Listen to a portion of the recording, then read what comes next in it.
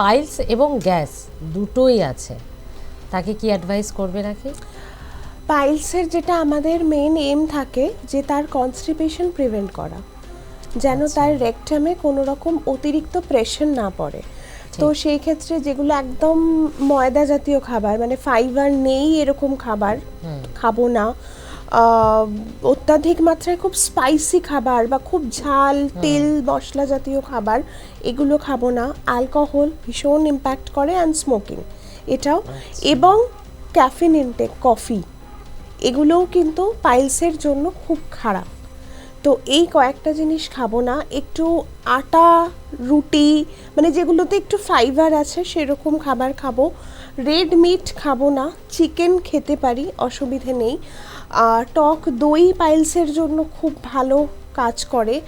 And যে কোনো ধরনের ফাইবার জাতীয় খাবার, সবুজ শাকসবজি, ফল, নর্মাল যেগুলো আমাদের একদম বাড়ির ঘরোয়া রান্না, পাইলসের জন্য এগুলোই খাবো।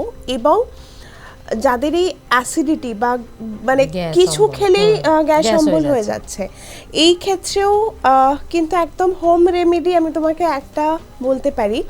জাস্ট জিরে, গোলমরিচ অ্যান্ড আদা, এই তিনটে জিনিসকে জাস্ট ফুটিয়ে নিয়ে, তুমি হয়তো মনে হচ্ছে যে আজকে প্রচুর খাওয়া হয়ে গেছে, মানে সেই একটা বাংলা কথা আছে না, আইঢাই করছে, তো তুমি এই জলটা একটুখানি বিট নুন দিয়ে জাস্ট সিপ করে চায়ের মতন খাও, দেখবে ফুটিয়ে গরম ফুটিয়ে জাস্ট ফুটিয়ে ছেঁকে নিয়ে ওর মধ্যে একটু বিট নুন অ্যাড করে জাস্ট 1 কাপ চা খাচ্ছ, এইভাবে খাও।